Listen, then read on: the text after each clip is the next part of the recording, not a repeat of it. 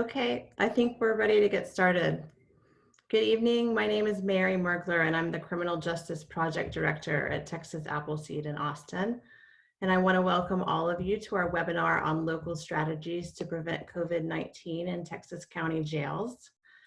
The purpose of this webinar is to hear from Texas advocates working in different cities and counties across the state to get people out of jail as fast as possible in order to avoid COVID-19 outbreaks in jails and prevent incarcerated people from contracting the disease.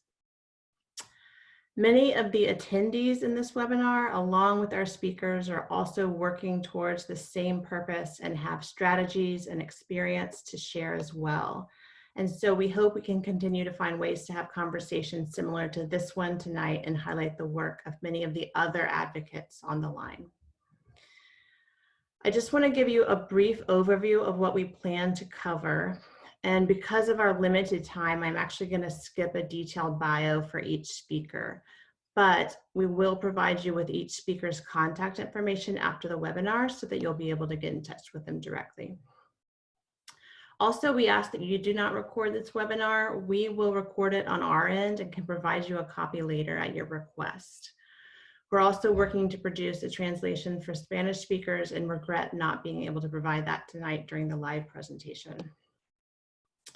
So first off, we're going to hear from Chris Harris, well known in Austin for his work as a criminal justice advocate, organizer, and analyst, and he is now leading the Homes Not Handcuffs coalition. Chris is going to give us an overview of the policies that can lead to jail release and how to make decisions locally about which policies to prioritize and the decision makers to target.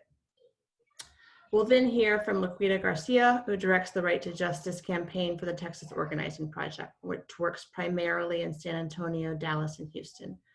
She'll share some of their recent successes in Bexar County, as well as how they are organizing and advocating for policy change while unable to meet with people in person. And after that will be Amrutha Jindal, Chief Defender Attorney for Restoring Justice in Houston, which provides holistic client-centered representation to indigent individuals. As Chief Defender Attorney, Amrutha leads Restoring Justice's advocacy efforts and defends individuals accused of state crimes. After that, we have Eric Martinez, the Policy Director for Mano, Amiga, based in San Marcos, who oversees their community bail fund and just spearheaded an advocacy campaign resulting in San Marcos being the first city to implement cite and release by city ordinance. Finally, we'll hear briefly from Amanda Woog, Executive Director of the Austin-based Texas Fair Defense Project, who will talk about litigation over the governor's executive order regarding jail release, and from Doug Smith, Senior Policy Analyst at Texas Criminal Justice Coalition, about the impact of decisions by the Texas Department of Criminal Justice on county jail population reduction efforts. We are reserving time after the speaker presentations for questions, though please feel free to submit questions at any time throughout the presentation by using the Q&A button at the bottom of the Zoom window. Nick Hudson with the ACLU of Texas will be collecting those questions and will present them to our speakers during the last half hour of the webinar. Again, thanks for joining us. We're glad you're here. And at this point, I'd like to turn it over to Chris Harris.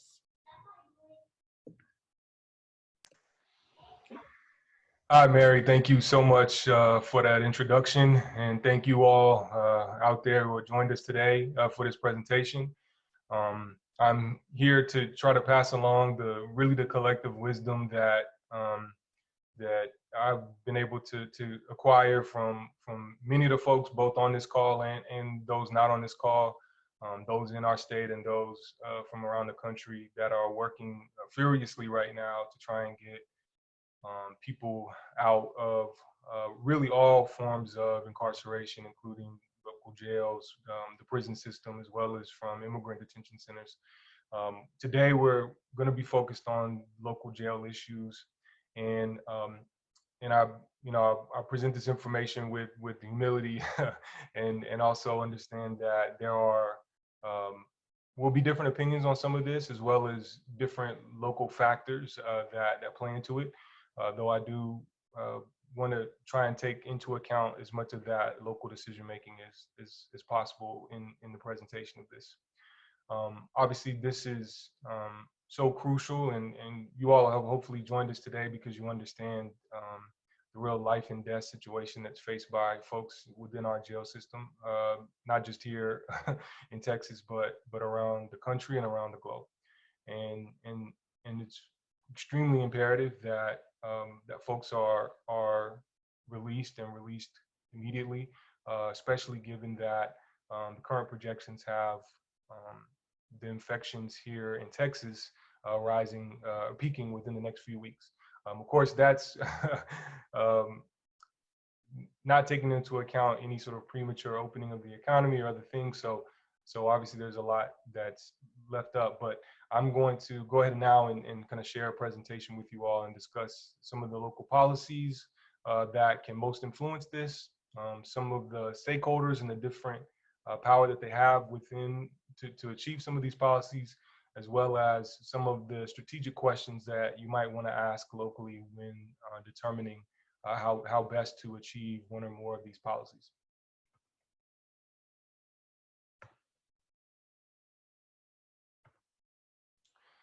Okay, so I've now shared my screen and we're looking at a local jail reduction policy overview.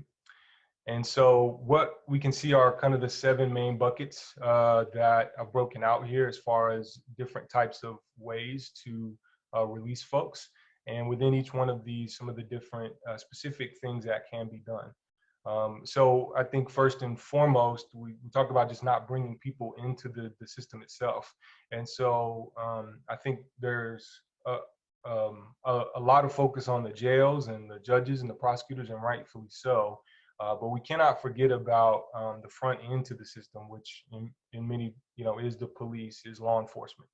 And so really calling for a general limitation of police interactions, particularly those that are self-initiated, whether that's traffic stops based on sort of non-hazardous or non-dangerous driving behavior, obviously just any sort of self-initiated in-person encounter by the police that's not driven by a 911 call or some other probable cause of someone being in danger, right? Of there actually being a danger, is an important first step. And part of that can also be to actually halt specific types of arrests, particularly for certain low-level offenses. I think we're going to hear some more about a specific strategy for that, which is to replace those arrests with citations a little bit more, and a big win that happened in San Marcos just yesterday on that regard. But even without a citation, it's possible to simply say that we're not going to be doing arrests. The police still have broad discretion to do warnings and really non-custodial actions in response to a wide swath of behaviors that are deemed criminal. And so really trying to identify a specific set of offenses for which police would stop actually doing any sort of custodial enforcement, meaning an arrest. There's also a suspension or dismissal of warrants, which drive arrests.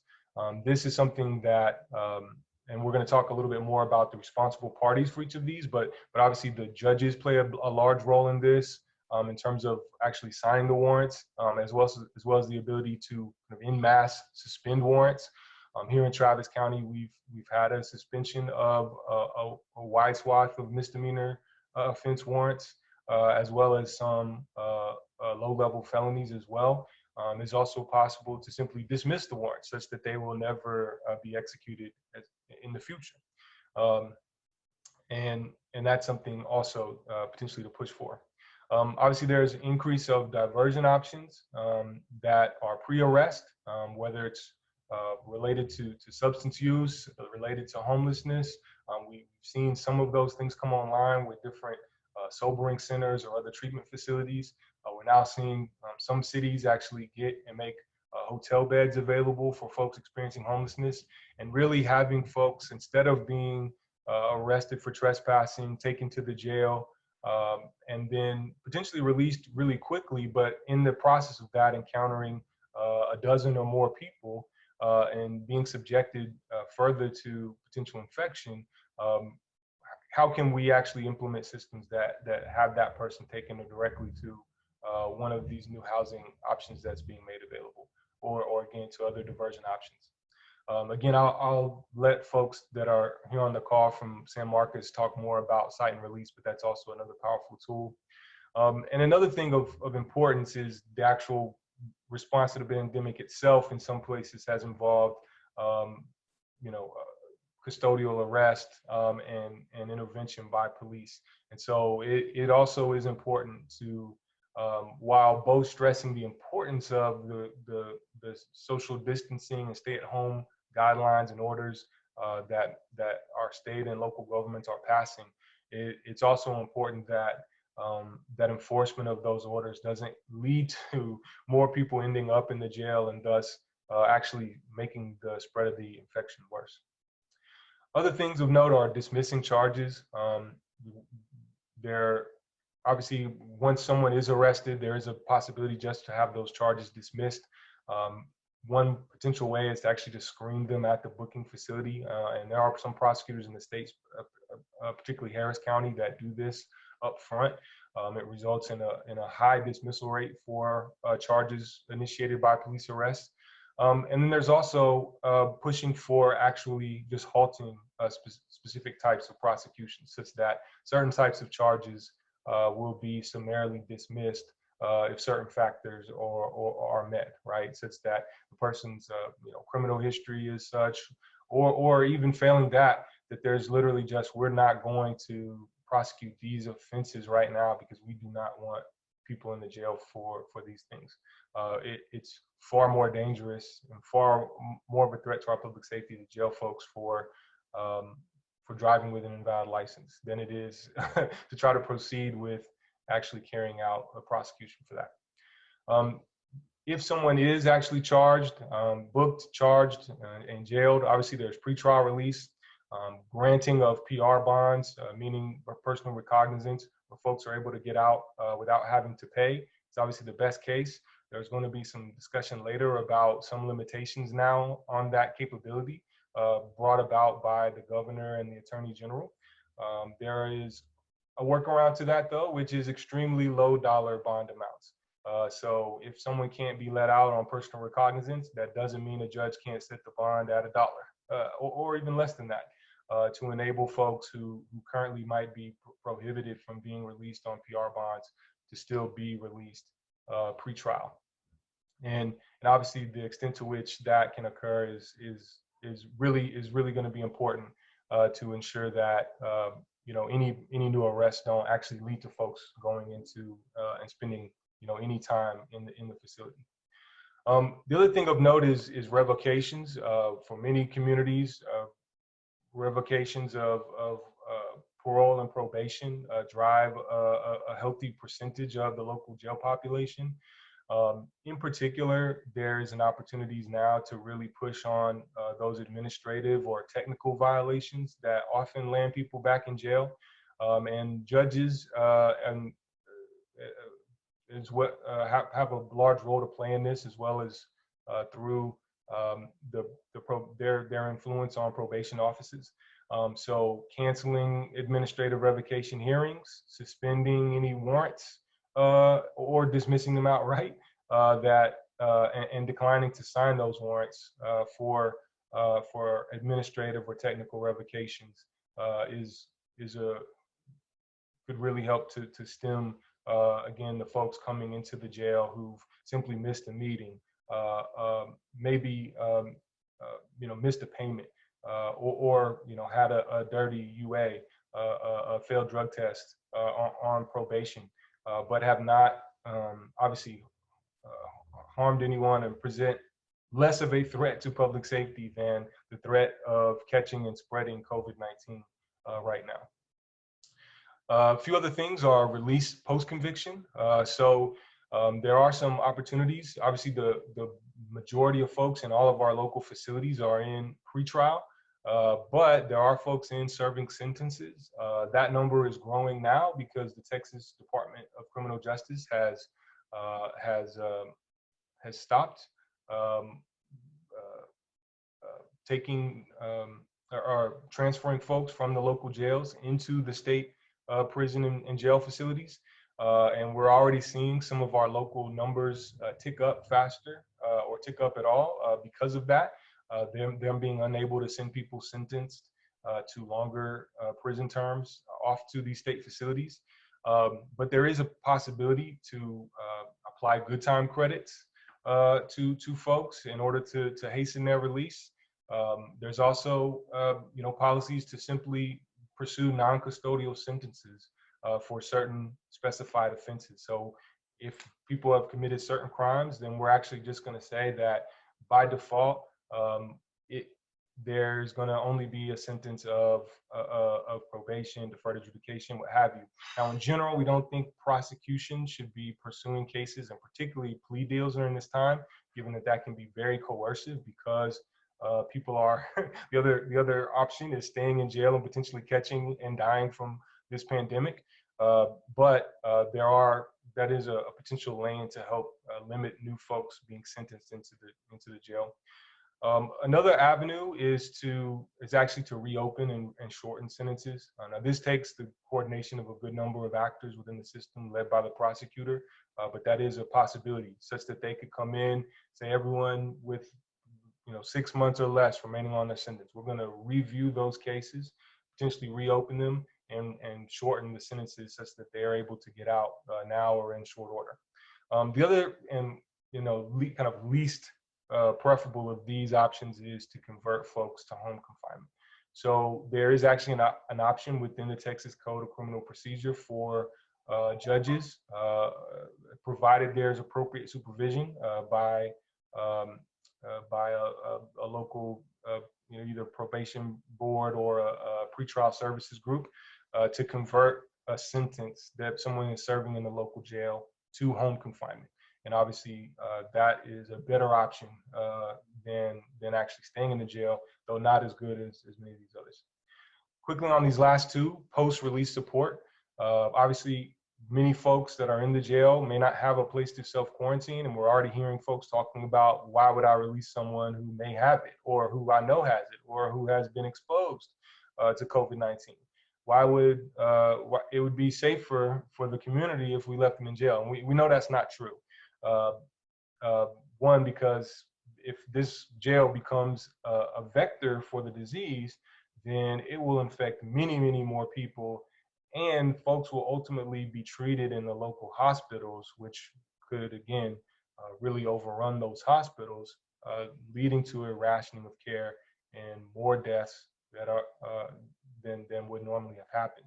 So it's not safer in any way, shape, or form to keep people in the jail. But it is true that some folks will not have a place to self-distance, to social distance, or self-quarantine. And so for the people, especially in those experiencing homelessness, it will it's very important now to ensure that people have access to housing, and particularly we're seeing in a lot of, particularly the large cities, hotel rooms that are sitting empty, to really push to make those available, as well as to healthcare access. Again, we're dealing with a population in jail that disproportionately has the diseases that make folks vulnerable to the most severe forms of this virus. And so it's going to be important that folks that are released continue to have access to healthcare, and that cities and counties make that available, as well as to harm reduction and other forms of substance use treatment for folks that might have, be an issue that led to them being incarcerated. And then finally, really transparency. One of the things that is, really difficult right now in determining which policy to pursue and which stakeholders really to hit is in knowing exactly what's going on. And so a really big part of the push right now is to really get more information and get it more quickly from the criminal justice system and all the actors involved. And so And that brings me to the next area, which is kind of some of the targets and responsibility areas over these, right? So the more the dots, the more responsible generally a particular stakeholder actor is over that area. But you'll note that some of these really do require some coordination amongst different actors. So when we're talking about limited arrests and all of the different options for doing that, obviously the police play the biggest role, but prosecutors, judges, as well as your city county electeds, and by that I mean your city councils as well as your county commissioners courts, can play a big role, if not directly through policy making, then by virtue of their voice in the system. When we look at dismissing charges, prosecutors really play the biggest role, and in general, you see that prosecutors are by and large the most powerful actor in this in the system, which of course, for those of you that work in it, that's not news. But you know, I think this hopefully can give you a little bit of an understanding of who really needs to be approached as it relates to some of these different components.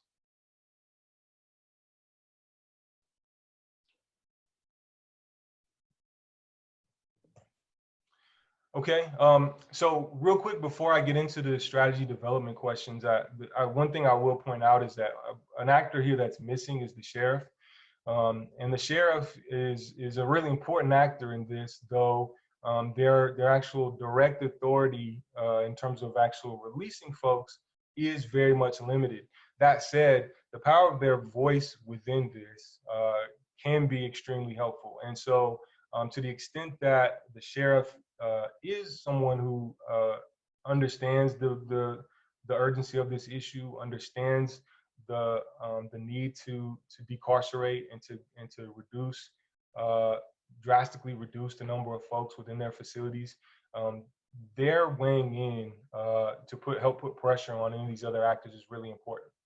The other things obviously the sheriff can do are really relate to a lot of the conditions within the facilities themselves, which can help mitigate the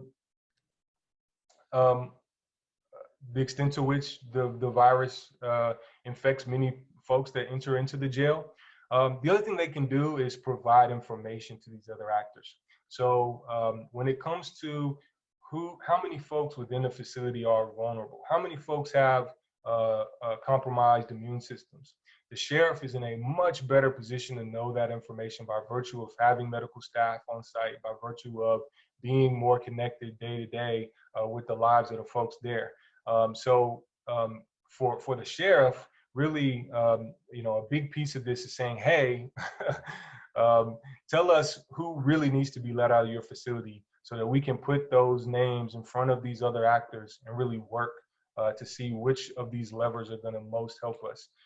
And I hesitate to focus on the most vulnerable folks because clearly the virus will spread quickly amongst even healthy folks, right? Asymptomatic people who never develop symptoms may still spread this thing to many others and cause a lot of carnage. That said, that can be an initial way to really get the sheriff and some of these other actors thinking about the real deaths that might be on their hands if they are not to move quickly. The other thing of note is that the sheriff understands the layout of the facility. And ultimately, I think we want to push for a reduction as low as possible in these facilities during this time. Again, the question is between what contributes more to public safety. Releasing this person based on some series of factors that represents a potential risk, or the very known risk that by their presence in the jail, they're stand a good chance of catching and then spreading this disease to not just one or two others, but maybe many others, depending on the layout of the jail and how it's set up. So the sheriff can also be important in understanding if we were to actually try to implement all the CDC guidelines within the facility, how many folks would it take? How many people would you need to actually let out in order to be able to do that? And that's, I think, a really powerful piece of information that the sheriff holds. Chris, this is Mary. We may need to move on to the next speaker to make sure that we fit everyone in, and then possibly distribute this valuable information to the attendees over email after the webinar, if that's okay. Yeah, of course. Yeah. So look, let's move on now to Laquita from Texas Organizing Project. Hi, thank you, Chris. Could you remove your screen sharing, please, sir, so I can utilize my screen? Thank you so much. Thank you, Chris. I appreciate you. So thank you, everyone, and thank you for that in-depth piece of information, Chris. It's really, I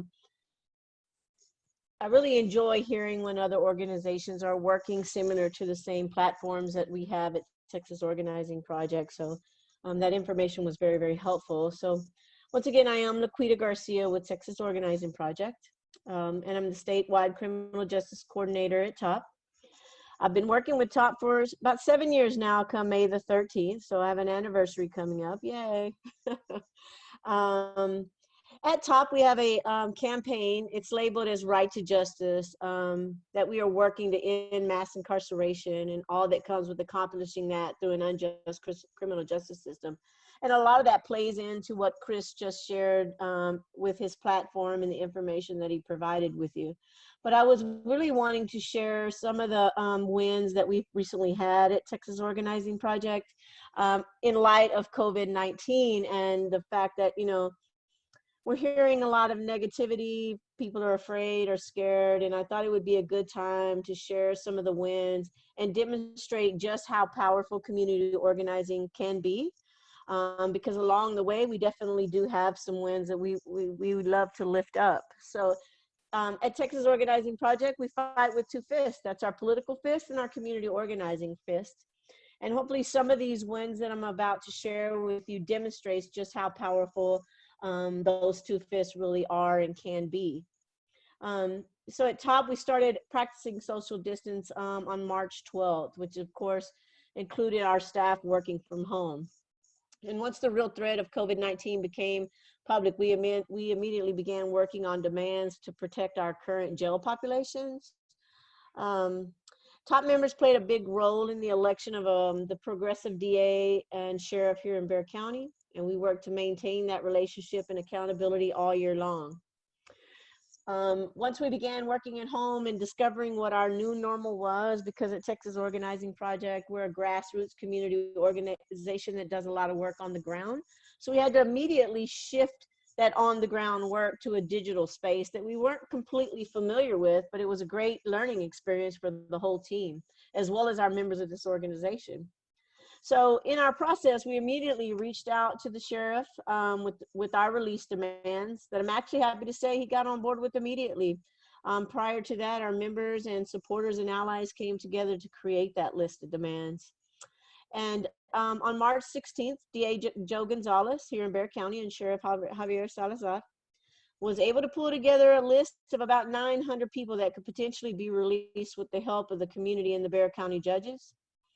On Tuesday, March 17th, TOP staff, members, allies, and supporters began to flood the judges with calls making our demands known.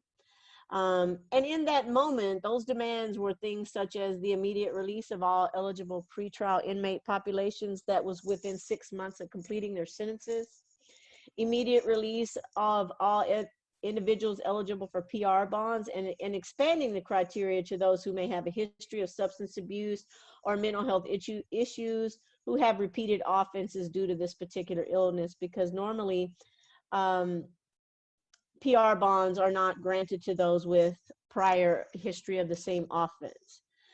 Suspend all probation and parole meetings, court-ordered classes, all fines and fees, as well as in-person drug testing, ensuring any electronic monitoring and home confinement conditions, and allow people to seek medical help and care for their family members when they are under electronic monitoring. And so as a result of community pressure and the cooperation, excuse me, from the progressive DA and sheriff, we were able to get our jail population to date down to under 3,000, and that's from the 5,000 capacity that we have at the Bexar County Jail. How did we do that? the sheriff enacted his power to create a policy giving good time eligible people 3 for 1 versus the original 1 or 2 for 1 days, meaning that for every day you serve, you would obtain 3 days of good time. Previously, you would only get 1 or 2 days, and that way it made the release of those individuals happen a lot sooner. Therefore, he was meeting the demand of those within the 6 months release. Currently, all probation and parole meetings are being done by calling in, and all fees have been suspended until June the 5th, as well as all court hearings have been reset for no sooner than May the 5th. And those were some of the responses to the pressure that we put on the judges, the sheriff, and the DA in response to COVID-19 and immediately protecting our communities from ultimately a death sentence. But of course, our work didn't stop there. So TOP has been very instrumental in the successful election of 3 progressive DAs here in Texas: Joe Gonzalez in Bexar County, John Crusoe in Dallas County, and Brian Middleton in Fort Bend.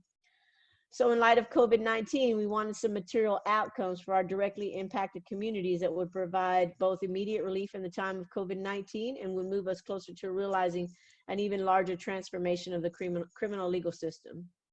We got to work with our members creating a statewide petition with our demands for statewide action and putting together our first ever virtual town hall, bringing these 3 days together in one place and publicly presenting our demands and asking them to publicly sign our petition showing the support of our demands. Those demands advanced to a statewide level, and I'd be glad to go over those at a later point if people have questions about what those demands were. They were similar to the local demands, but in a broader scope, and of course, requesting actual policy change. The teletown hall was a great success because we were able to reach 62,045 viewers during the hour and 50 minutes that we were online. The entire event was facilitated by our leaders and support from our digital and comms team. Viewers were able to participate by submitting questions via Zoom chat. And there was a designated person that was sending and monitoring the questions, submitting them to our facilitators throughout the entire event. So the community was just as engaged as if they were there in person. The DAs did publicly sign the petition supporting our demands, and the next steps for the petition is an action on Greg Abbott, who is the governor of Texas. We're still working on deciding what that looks like. My final piece of information, and I'm seeing here I only have about 2 minutes, so forgive me for going fast, but the final piece that I would like to share with you is that we have been actively bailing people out of jail, indicating as a response to Governor Greg Abbott's executive order that continues to put people's lives at risk by blocking the release of certain individuals, and our continued fight to end cash bail. We have been able to raise money and put into a bail fund where we've been actively bailing people out of jail, indicating that if Abbott can't support his communities, we'll come together and support them ourselves. But we will also see him at the polling booth come 2021. To date, we've bailed out 26 people in Bexar County, 10 people in Harris County, and are working on compiling a list in Dallas and anticipating bailing some people out there and in Fort Bend in the next few days. And thank you for listening to me. I'm so sorry, but I do not know who the next person is. Thank you, Laquita. Next, we'll be going to Amrutha.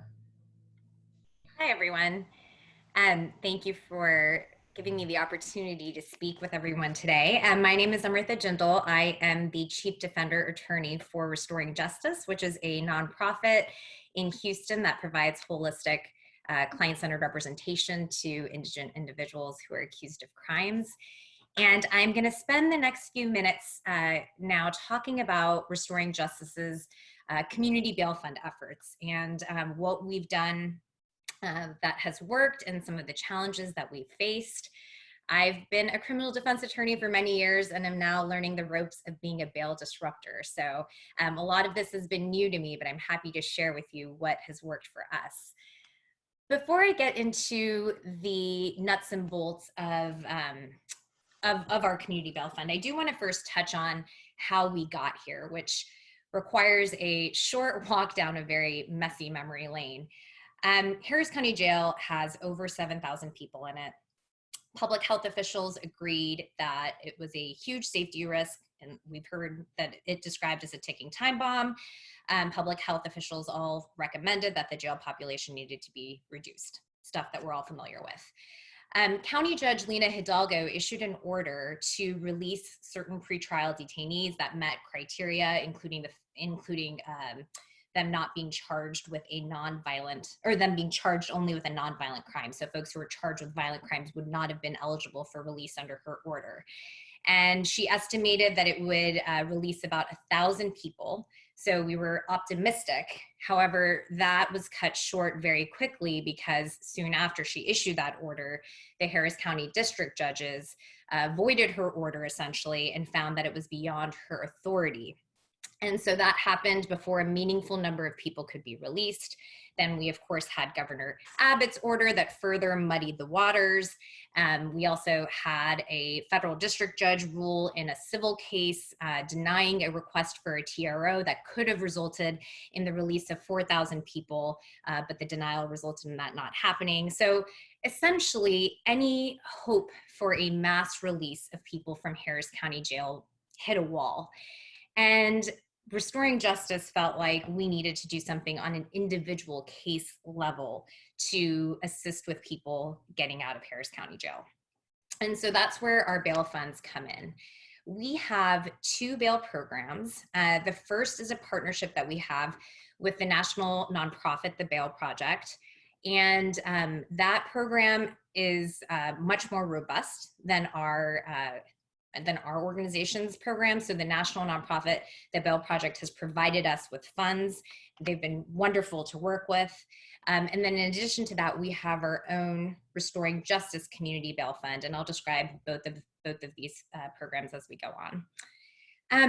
What I want to do is talk about some suggested steps that you can take if you're listening now and interested in setting up a bail fund.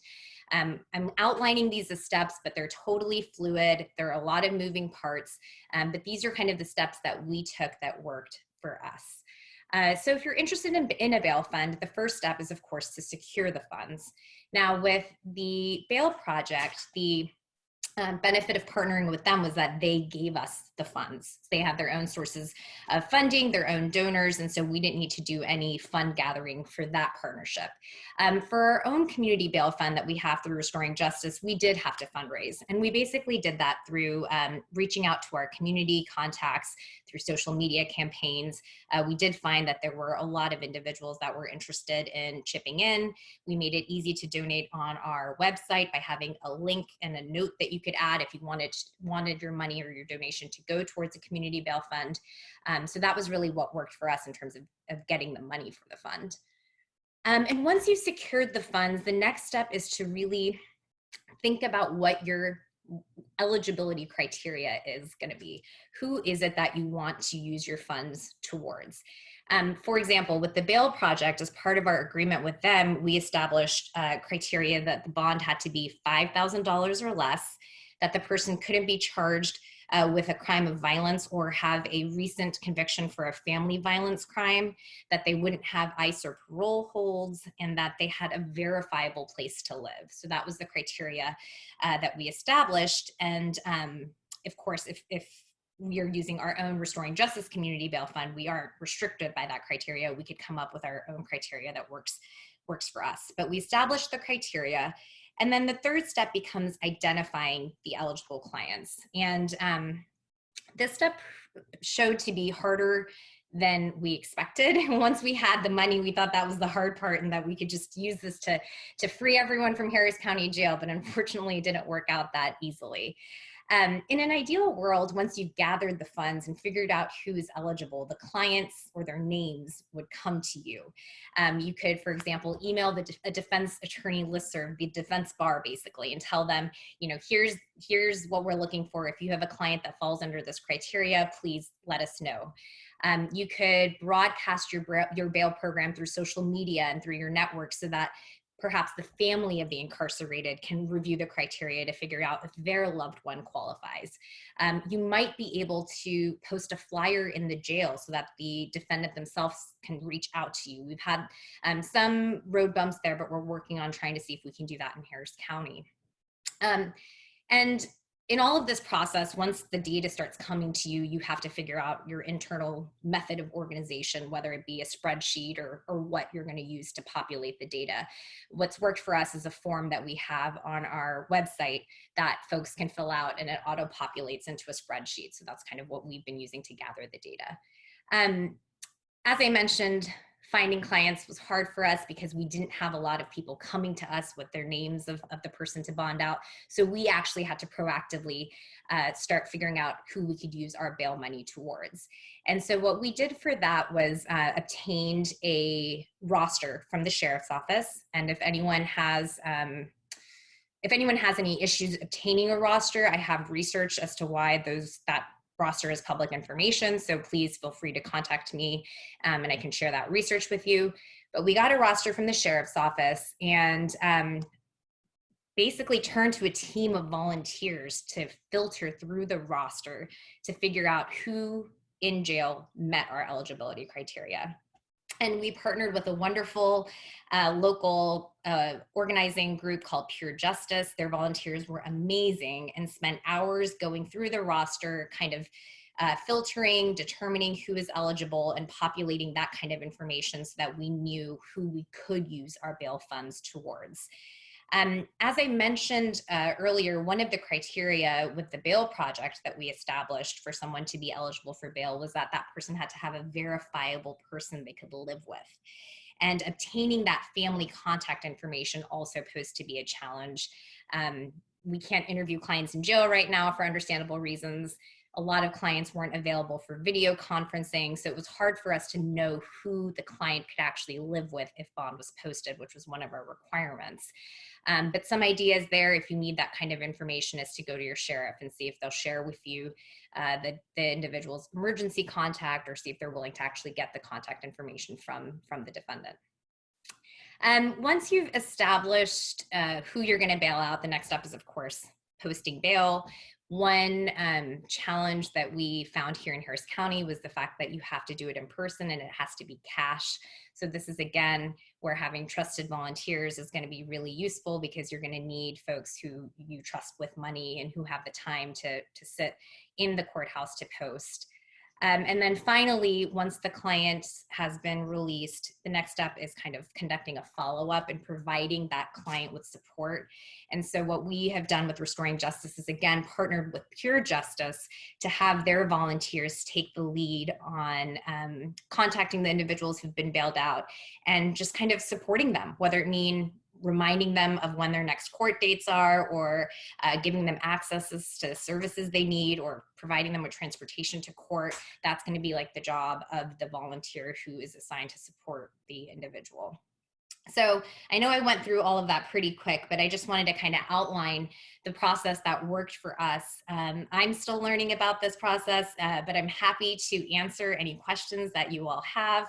I know Mary's going to share my contact information with everyone who tuned in after the presentation is over. So if you're interested in setting up a community bail fund, please do feel free to reach out to me, and I will do my best to answer your questions. Thank you. Now I'm going to turn it over to Eric.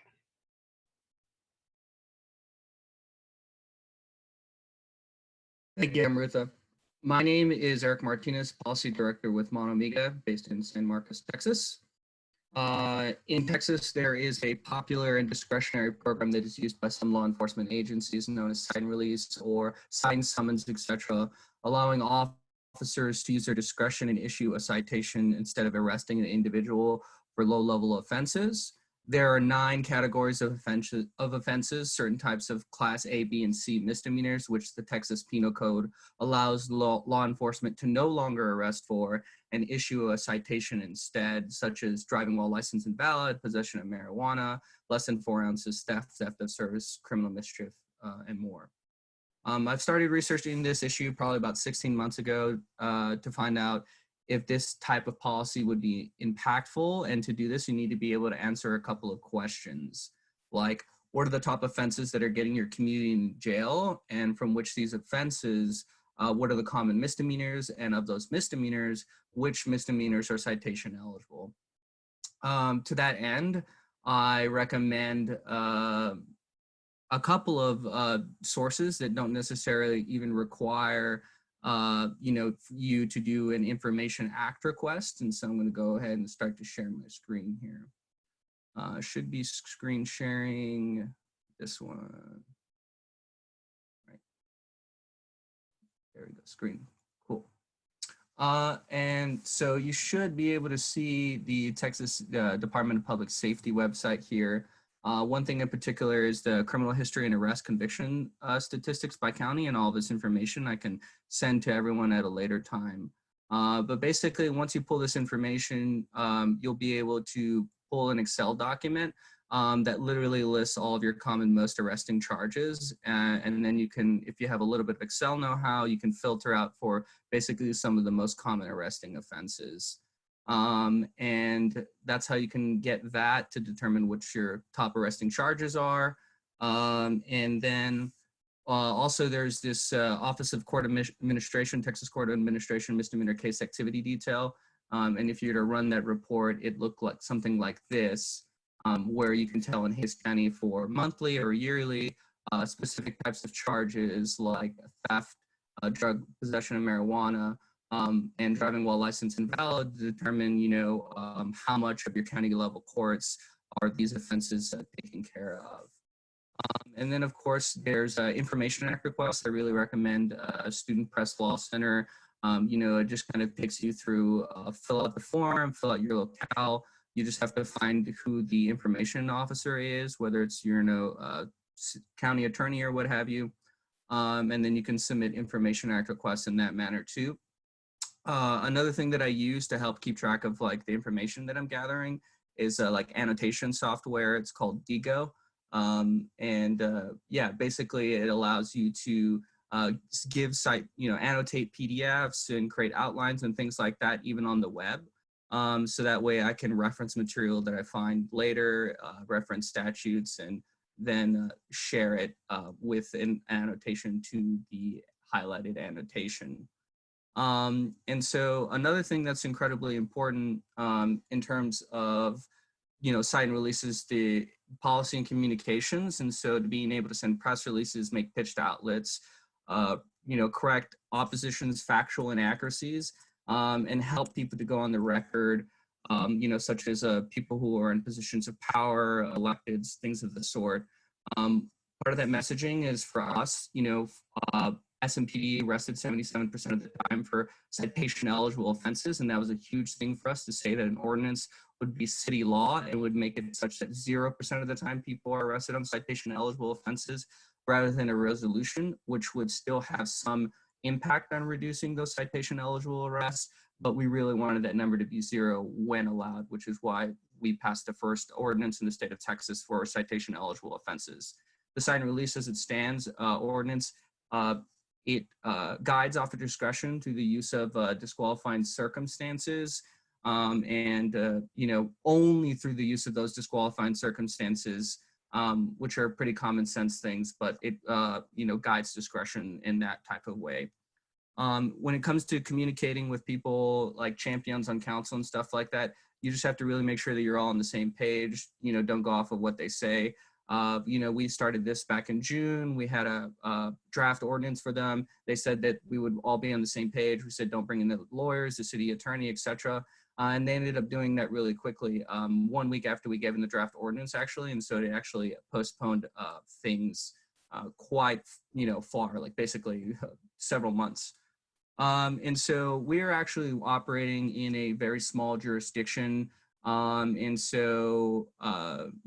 the strategic advantage of being located between Austin and San Antonio, surrounded by larger nonprofits who've had a lot of these very same fights before. So we're not reinventing the wheel. It's important to be intellectually humble and admit what you don't know and be willing to ask help and do research to answer questions. And in more instances, that research leads to even more questions, right? And stuff, that I found about our local context is really through a lot of Googling searches that lead me to primary text. Well before I knew TFDP or Texas Appleseed in person, I read their pay or stay report and incorporated some of their language into my advocacy, such as wealth-based detention, the pay or stay, and then used the Digo annotation software for references. We were before we started doing policy work, we were we're doing deportation defense campaigns. We were freed 5 out of 6 people from Pearsall Detention Center, but we were entirely volunteer-led organization. And it wasn't until sometime after those campaigns that we received our first grants. And I received like $200 stipends while having a full-time job for like 6 months. So these campaigns take years, if not longer.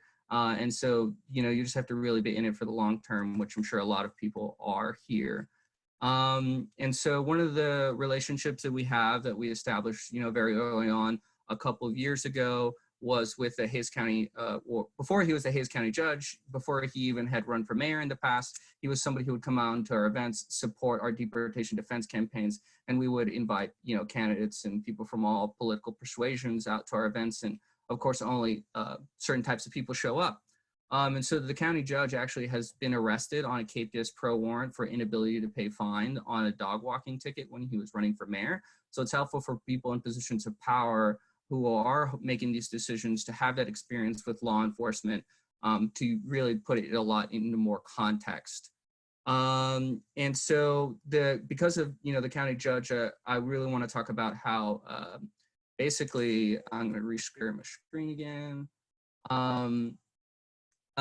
Yeah, and so we had an outsourcing issue here in Hays County. As you can see, back in 2014, we were only outsourcing 3 individuals. And then over the course of time, that skyrocketed to 2018.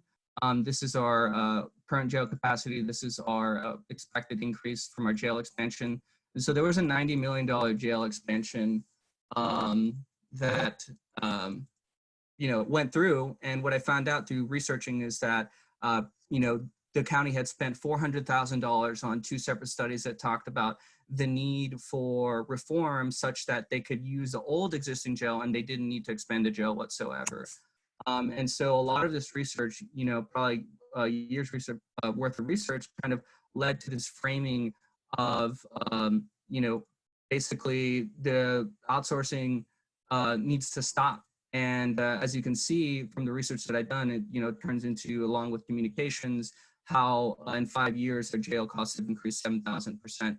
And so he actually recently, you know, sent out a public letter, talked about, you know, his intent to basically, since he's a chief budget officer, to line item no money, allocate no funding for outsourcing. So it would require, he gets to prepare the budget and the rest of the commissioners have to vote on it. But basically that puts them in a position to articulate why they need this funding for outsourcing. And so it gets them to go on the record instead of just rubber stamping $4.3 million for outsourcing.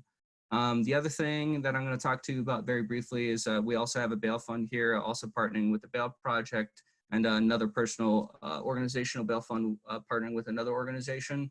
And so what I have here is jail census. And so certain types of public access websites are like the way booking is done is that it's sequential. So it's typically like, you know, 2019, 8 integers, 00001, you know, that's the first booking for 2018. And so we basically used a data scraper and algorithm. I don't know how to do this. I'm intellectually humble and I ask other people if they can do this and then they can, to show who is currently here. And so basically what we do is now we have access to this data scraper where we can filter by bond amount and then find people's information. And then from this jail census data scraper, which I can give access to some of y'all if y'all email me, and then there's some vetting process. We then look it up, their information, their booking information in our public access website, and then we just kind of export that to a Google Sheet. And then we look up their attorney-client case information, and then if we can make contact and meet those requirements for the bail project, we go ahead and bail them out.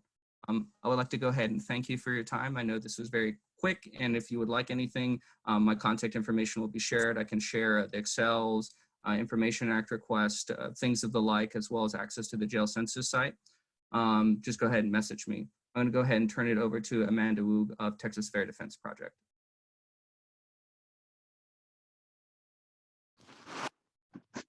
Great, thanks, Eric. So I'm Amanda with the Texas Fair Defense Project. Those were super quick, informative breakdowns of what's happening around the state. This is now the lightning round. I'm going to spend 5 minutes talking about the executive order that Governor Abbott issued a few weeks ago, litigation around that order, where we are today, and strategies that people can still be undertaking despite the order that was issued. So I'm just going to quickly go through the different provisions of the order. So it was issued on March 29th, a Sunday afternoon. And most of the provisions that have been talked about have to do with personal bond and access to personal bond. So that includes, sorry. My son just broke through the door. So the first couple provisions have to do with limiting access to personal bond.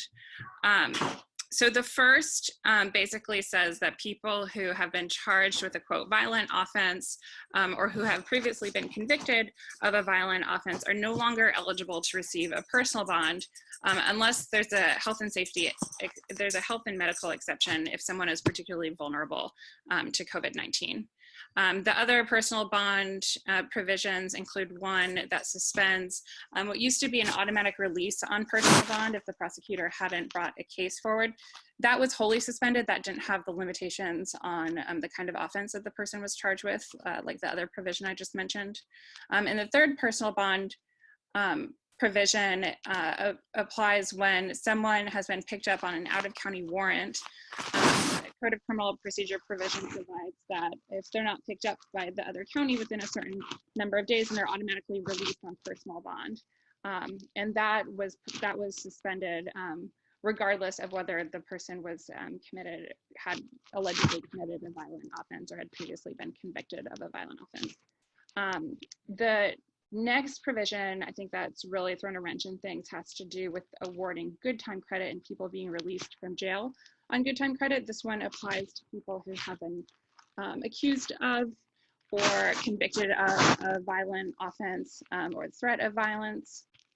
And the last one that I'll just mention has to do with a judge's authority to release people who have been convicted and are serving their time in jail on electronic monitoring rather than serving a custodial sentence. And that just applies for people who have been convicted of a violent offense or an offense including the threat of violence.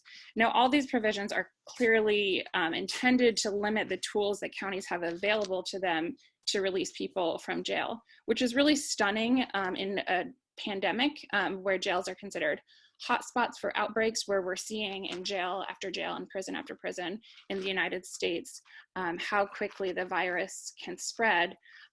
You know, to their credit, a lot of counties in Texas have been undertaking reforms to help reduce their jail populations, and the executive order was really intended to throw a wrench into all those efforts, and it has to some extent. So I'll talk briefly about the litigation that's now been filed. So just over a week after the executive order was issued, Texas Fair Defense Project with co-counsel ACLU of Texas and the Lawyers Committee for Civil Rights Under the Law filed a lawsuit representing the Texas Criminal Defense Lawyers Association, the Austin Criminal Defense Lawyers Association, the Capital Area Private Defender Service, NAACP of Texas, and all of the Harris County Criminal Courts at Law judges challenging the executive order. Our arguments are actually pretty simple. It's unconstitutional. It violates separation of powers. The governor has acted outside of the authority that is granted to him under the Disaster Act. So we filed that lawsuit on a Tuesday. We got a hearing on a Friday. The hearing lasted just over an hour, and that Friday evening, the district court judge in Travis County issued a temporary restraining order. So that meant that the executive order was put on hold. The next day, the state filed what's called a mandamus petition in the Supreme Court of Texas asking for a stay of that temporary restraining order. So basically asking to put the executive order back in place during the pendency of this litigation. And that was almost immediately granted by the Supreme Court of Texas. I believe it took about an hour for their order to come down. So that put the executive order back into effect. Since then, it's been about time is a little warped right now, but I think it's been about a week of briefing back and forth. We've had 2 briefs filed in the Supreme Court, and we're basically just waiting for a decision from the Supreme Court of Texas right now on the executive order. And that could come down any minute, hour, day. Right now, we have a hearing scheduled in the district court on Friday, so that is kind of like the backstop that we have. So we expect to get a decision from the Supreme Court by Friday, when the hearing on the temporary injunction is currently on. Now, to talk about workarounds, I think Chris mentioned early on that some judges are issuing very low-level bonds, $1, $5, perhaps even less. That's a workaround that we have seen from willing judges, and I think it is really great that judges and other folks are thinking about what they can do despite the order. But the fact is, it does limit what people are able to do, especially on the jail releases, like the commutation of good time credit and the releasing people on electronic monitoring. So there was a letter filed by a bunch of national groups asking the governor to rescind the executive order. We have this litigation pending, and just about any day or any hour, we're expecting to get a decision, but it is currently still in place. That was my brief update on the executive order. I'm happy to answer any questions when our Q&A begins. Thanks, y'all. I'm going to pass it over to Doug Smith with the Texas Criminal Justice Coalition. Thanks, Amanda. Thank you for everyone who organized the event, and thank you to the panelists for the work you're doing and the tools that you're giving us. I wanted to touch very briefly on what's happening inside of TDCJ and how that our Texas Department of Criminal Justice, which operates our prison system, houses 140,000 people, and how their decision not to accept, rather to pick up people from county jails, maybe impacting county jail populations and what we can do about it. So it's clear that TDCJ's decision not to pick up people within the 45-day window that they're statutorily required to do is actually reversing some of the early decreases we've seen in county jail populations. So they're not picking up people to take them to prison or to state jail. And for people who are placed on community supervision, who have been given the condition of going to a safety program, they are not being picked up as well. So they're going to be waiting for months for those programs to begin. Also, parole operations are still ongoing. So the 100,000 people on parole supervision still need to abide by conditions. They'll have home visits and are called into the office for UAs. So parole revocations continue to happen. The board is still operating. And so I wish that the answer were as simple as TDCJ needs to accept the people into the prison system, because it is not that simple. There are, at last count, 530 people who tested positive for COVID-19 inside of the prison system. And we know that that's medical tests, so it's not, it's only people who have gone to medical. And so we know that the number of cases are probably quite a bit higher than that. And there are 16,000 under medical restriction and tens of thousands more just on lockdown right now. What we also know is that our efforts to get the parole board and the governor to rapidly reduce the prison population to flatten the curve inside of TDCJ has not been successful up to now. We presented them with some reasonable options to release those who have been approved for parole, but were awaiting programming that could reasonably be done in the community, and they have not done that. And we've asked for them to speed parole review of those who are eligible. There's 77,000 people eligible for parole right now. The last we heard from the parole board was that we need to address our concerns directly with the governor. So the question is, what can we do? So I think the primary, primarily we need to understand that 1/3 of the people sent to prison every single year are probation revocations. So that's roughly 22,000 every year. And a little bit more than half of those are revocations for technical reasons, so non-reporting or some other factor. And so it's imperative that local organizers continue to communicate with the judges to not be doing revocation hearings right now, to curtail probation, non-essential probation operations, and in order to bring down the number of probation revocations. And also looking statewide, Texas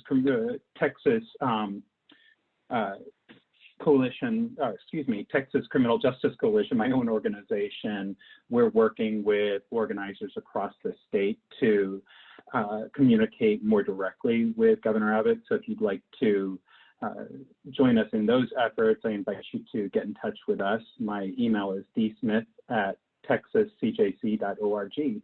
And again, thank you for everyone for attending tonight and your work out in the community. I'm going to turn this over to Nick, who's going to be moderating questions at this point.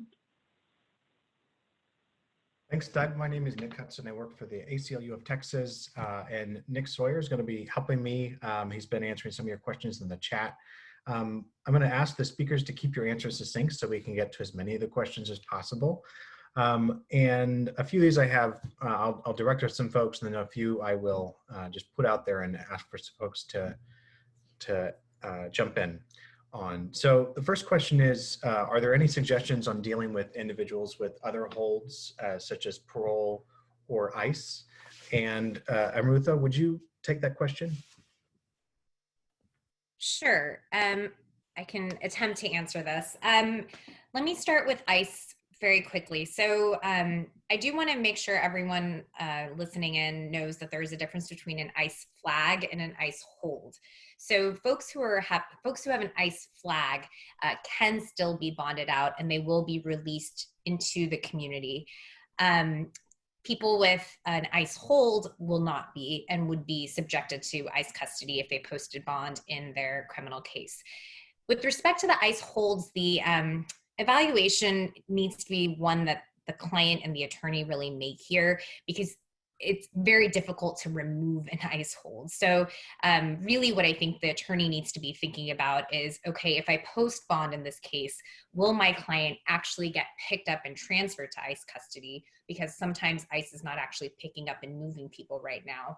And if that happens, is my client in a position, for example, that he's just going to sign for his deportation and be released to Mexico quickly, to where he would be free as quickly as possible? That might be in a client's interest to post bond in that circumstance.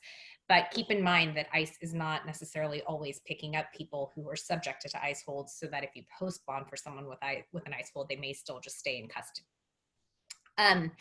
And with the parole hold, it's also a difficult, these are difficult situations. I do have some materials that I was forwarded that I would be happy to share on steps that can be taken to try to remove parole holds. Really, it would be filing some sort of motion to the parole board to try to get that lifted. But these are both circumstances that are going to be very challenging. But I'm happy to share those materials. You can email me after.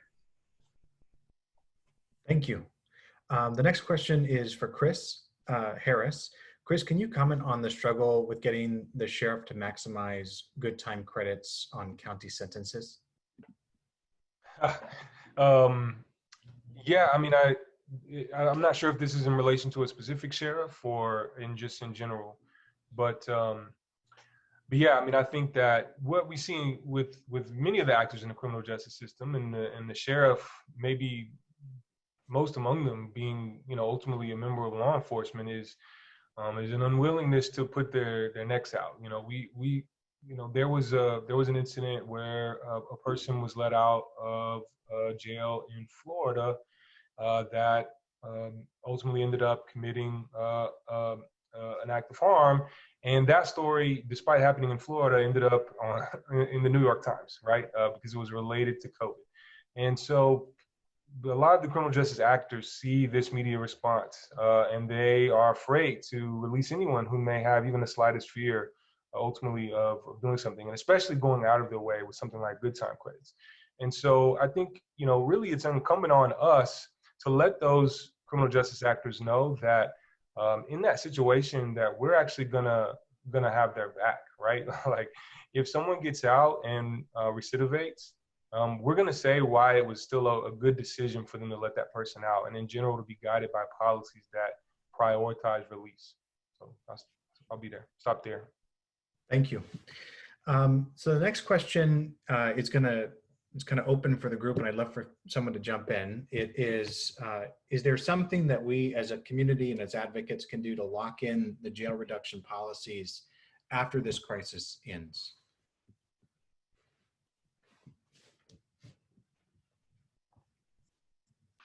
I love this question. I'm going to jump in really quickly and would love to hear other people's reactions as well. But I know like in Travis County and Harris County right now have standing orders on personal bond.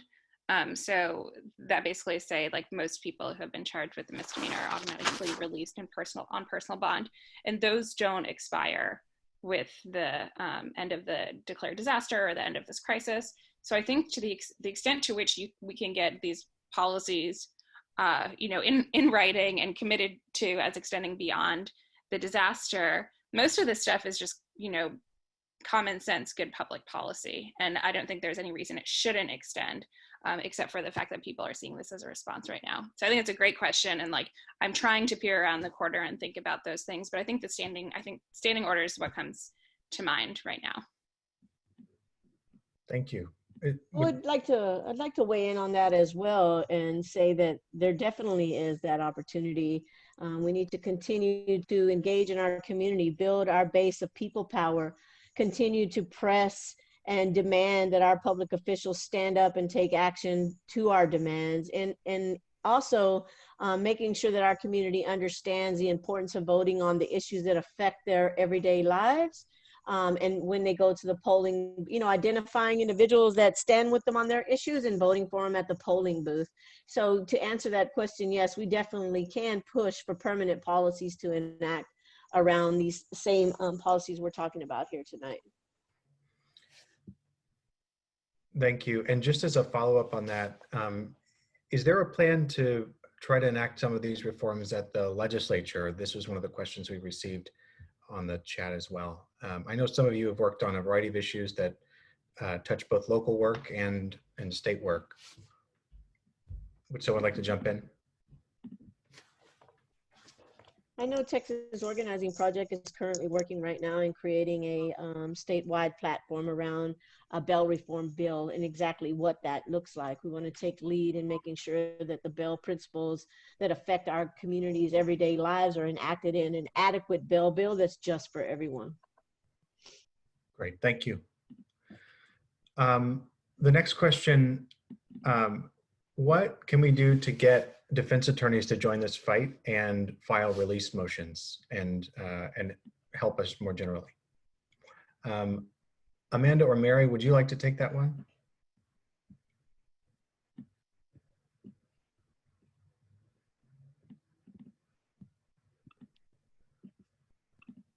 I can help answer. Oh, Amanda, go ahead. Yeah, I was gonna. I think you're probably in the best position to answer it, Amrutha. I was just going to say that it is really important to get defense attorneys on board. In an ideal world, defense lawyers would be flooding the judges with bail motions so that the judges realize they needed to actually make a more systemic change to who they released because they would be so overworked. Make it as easy as possible for defense attorneys to file these motions. So anytime a family member or someone brings to your attention an individual who's held on a bail that's really high, we have a sample motion that we have provided to their lawyers. We will email them the Word document to make it as easy as possible for them to use that template to file. But really just reaching out to lawyers, whether it be through listservs or through other campaigns or just individually, and giving them that motion. is helpful. And if you do have access to like a jail roster and you see people who have extremely high bonds and you go onto the clerk's website and you see that their lawyer has not filed a motion for bail reduction, that is a person that you can flag as needing to have a motion filed on their behalf, and you can directly reach out to their attorney to do so. Thank you.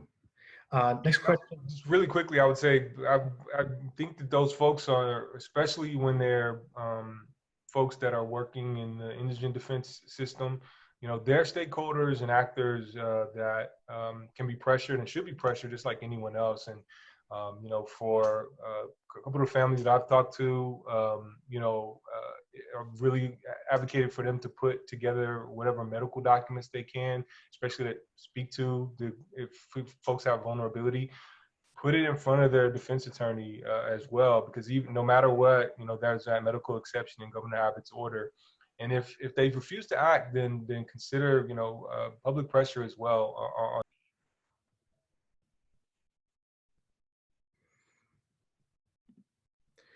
Thank you, Chris. Another question just that I'll pose, I think there are a lot of people who would have answers to this, is are there specific strategies we can use to increase pressure on local law enforcement? I think this question was asked from the Dallas area, but if anyone had any more general answers, we would love to hear those.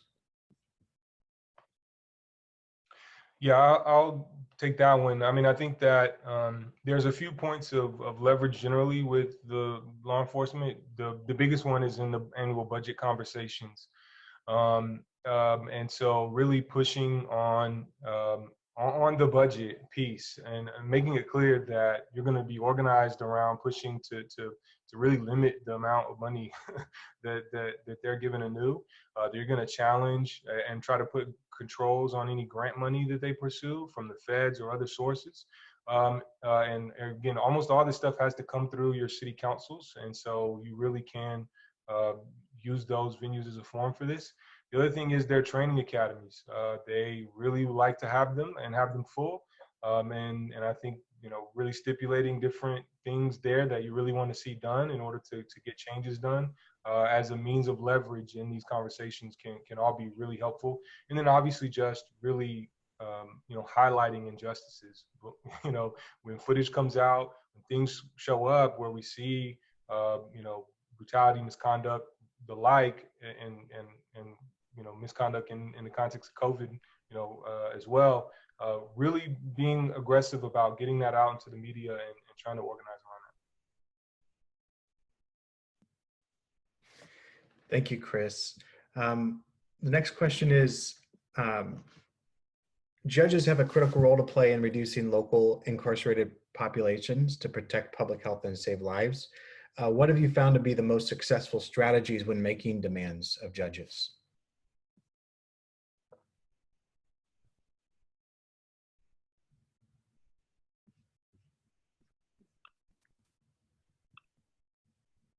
I'll say quickly, I think that, well, depending on where you are, I think a lot of judges aren't really, despite the fact that they're elected officials, they're not really used to being held publicly accountable in a way that other elected officials, I think, kind of see as like part of their job.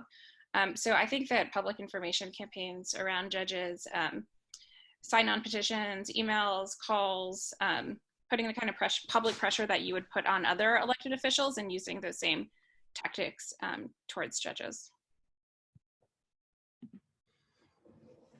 Thank you.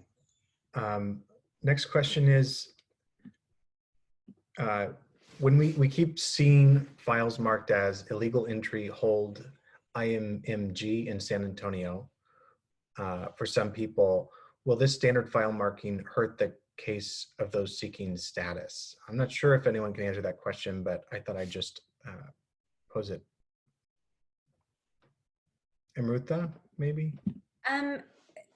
Will it hurt them seeking status in their immigration case? The marking itself won't affect what happens when they go before the immigration judge or immigration officials on their immigration case.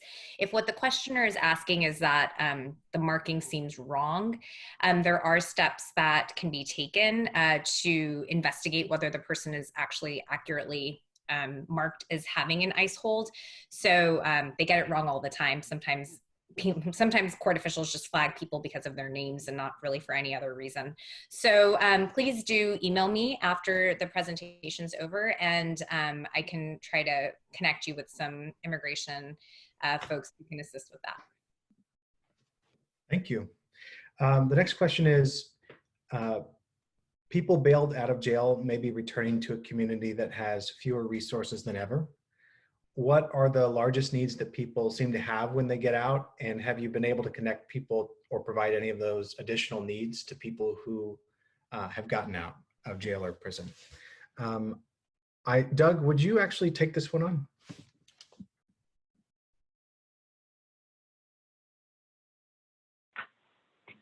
Sure. Well, kudos to those who are figuring this one out. I will say, for those who are getting out of prison, this is truly problematic. I think people are oftentimes released into transitional facilities, which are themselves an incubator for COVID-19. So we've asked for the governor to approve housing vouchers for folks. I know that this is, I can just sort of point to the dire need for us to figure this out. I was talking to a law enforcement officer recently, and he told me that basically the only calls he is getting are people who really don't have a place to live, and oftentimes just needing a place, not able to find food and not able to find a place to stay that night. So it's imperative that we figure this out. I wish I had a better answer to that, but I'd welcome hearing from some of the other panelists about strategies that they have connecting people with local resources.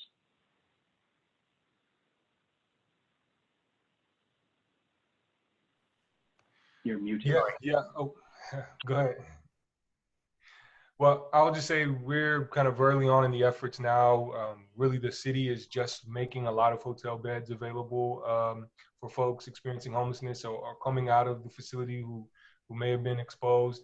And so really, it's a lot of times it's really just informing the different stakeholders that these options are out there, right? Like the city and the county often don't talk. So having conversations with the indigent legal services groups in your community, whether it's a public defender or another organization, often they have social workers or other people there, getting them connected to the services that are available, if they're available from the city, from the county, what have you, and just letting them know.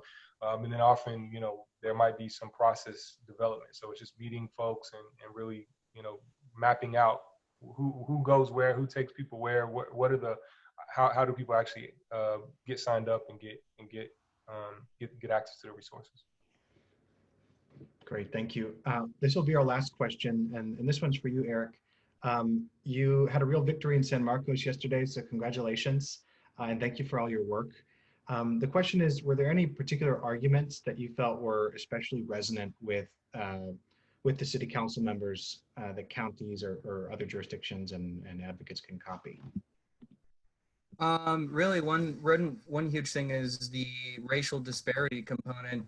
One thing that we had was we were able to leverage our relationship with the county judge and doing research in the past to see that there had been an existing criminal justice coordinating commission in Hays County that operated as a rubber stamp body. So he resuscitated that commission, and then out of that, there was a criminal justice system analyst who did a report on all citation eligible offenses for all of the arresting jurisdictions within Hays County, so DPS, the various locales. And so basically we leveraged one governmental body against another to say, well, this is what the county is saying about what's going on here in San Marcos, is that Black people only account for 5% of the population, but account for 22% of the citation eligible arrests.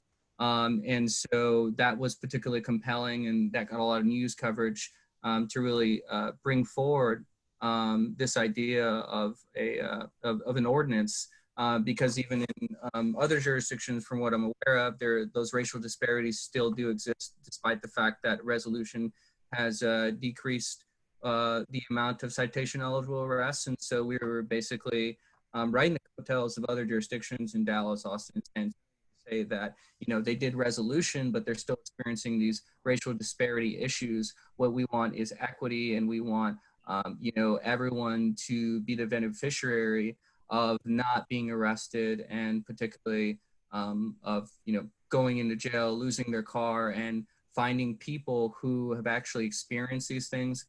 We had one of my coworkers was not jailed on a citation eligible offense, but they were jailed on a theft by check for an FTA when they were living out of their car and were homeless. And so, you know, their car was impounded. And so those really, you know, coalitions of clergy and group advocates alongside emphasizing the racial disparity component was particularly compelling. Great, thank you. I'm going to hand it over to Mary now. Mary Mergler with the Texas Appleseed, our hosts for today. Thanks.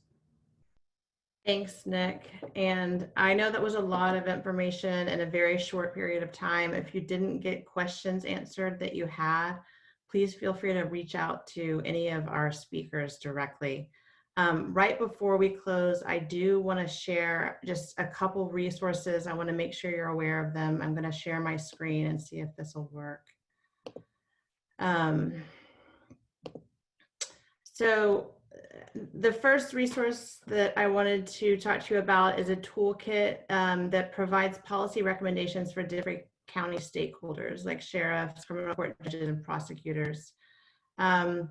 It's available to download at this link, and I will send all of this information after the webinar, so don't feel like you need to write this down. I also wanted to make sure that everyone was aware of data that's being published by the Texas Commission on Jail Standards. I know many of you already use this on a regular basis, but in case you're not aware, they do have monthly reports on jail population. So you can track you know, how the jail population is changing month to month. And the April reports were just released last night. So you can go see how the county jail population has changed since the March report. They're also now posting on their website a tally of all confirmed and suspected COVID-19 cases among incarcerated people as well as jail staff, and it's being updated on a daily basis. So that's a helpful resource. And finally, we've just launched a new website to try to synthesize some of this data and information and make it a little bit more digestible, and that's COVID-19intexasjails.com.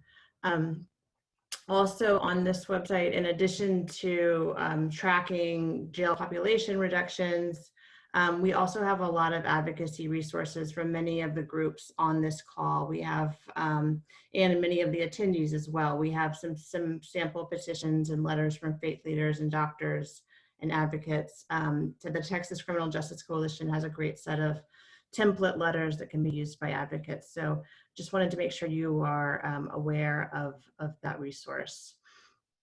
In addition to the contact information for all speakers, I will send all of that information to you along with some of the slides that the speakers shared during their presentations.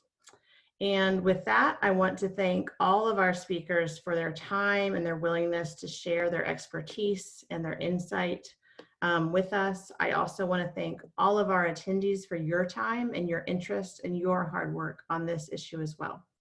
I hope you all stay safe and healthy and have a good night. Thank you.